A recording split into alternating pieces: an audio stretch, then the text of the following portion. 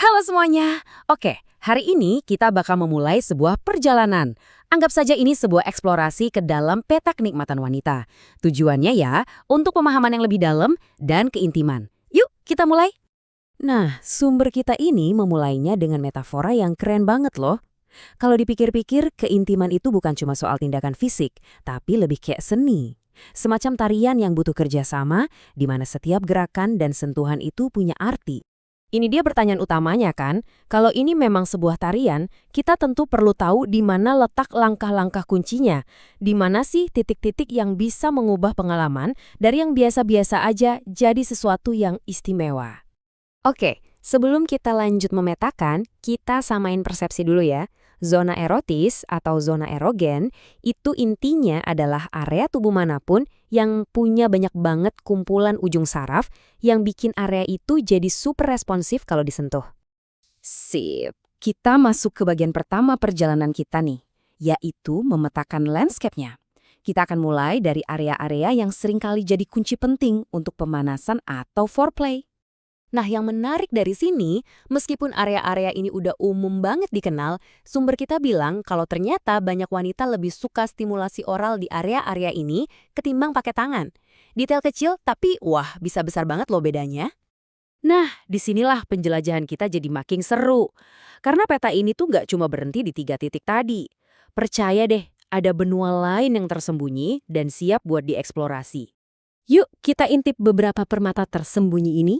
Paha bagian dalam, contohnya, lokasinya kan deket banget sama pusat kenikmatan. Terus, kulit kepanga dan telinga, siapa sangka ternyata punya banyak banget ujung saraf. Tapi, dan ini penting banget buat diingat ya, setiap tubuh itu unik. Apa yang terasa luar biasa buat satu orang, mungkin biasa aja buat orang lain. Oke, dari area-area di sekeliling, sekarang kita gerak ke pusatnya. Ke bagian tubuh yang bisa dibilang punya satu tujuan tunggal yang sangat luar biasa. Ini fakta yang powerful banget loh. Beda dari organ seksual lainnya, klitoris itu nggak ada fungsi reproduksi atau untuk buang air kecil. Fungsi satu-satunya, ia buat kenikmatan. Disinilah pusat dari ribuan ujung saraf yang menjadikannya zona erotis paling sensitif. Kadang kan ada kebingungan soal ini ya. Jadi, yuk kita perjelas pakai panduan praktis dari sumber kita. Seperti yang bisa dilihat, lokasinya ada di puncak vulva. Kuncinya itu eksplorasi yang lembut dan penuh perhatian. Biasanya, gerakan melingkar yang pelan itu yang paling efektif.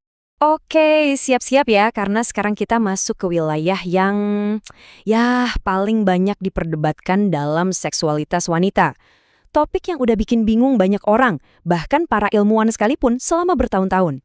Ini nih pertanyaan besarnya. Apakah G-spot itu beneran sebuah titik fisik yang nyata, yang bisa diidentifikasi? Atau jangan-jangan itu lebih ke sebuah konsep, sebuah area sensasi yang sebenarnya tercipta dari faktor-faktor lain? Nah, di sini kita bisa lihat inti perdebatannya. Di satu sisi, ada yang bilang G-spot itu titik anatomi yang beneran ada. Di sisi lain, ada teori yang bilang kalau sensasi G-spot itu sebenarnya datang dari kenikmatan bagian dalam klitoris yang ukurannya jauh lebih besar dari yang kelihatan di luar, yang dirangsang lewat dinding vagina. Oke, terlepas dari perdebatannya soal anatomi ya, memang ada satu area yang secara konsisten dilaporkan bisa ngasih kenikmatan yang unik.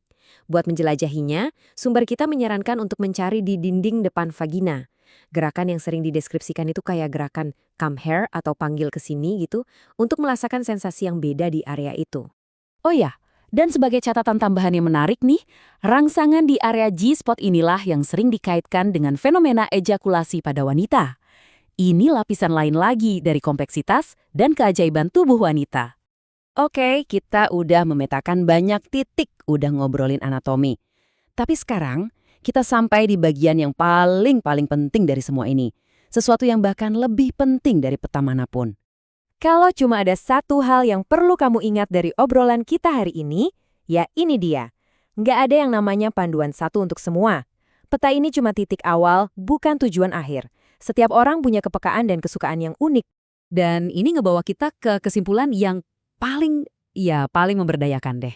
Karena penemuan ini bukan misi sendirian. Ini adalah proses bersama, sebuah petualangan yang dilakukan bareng pasangan.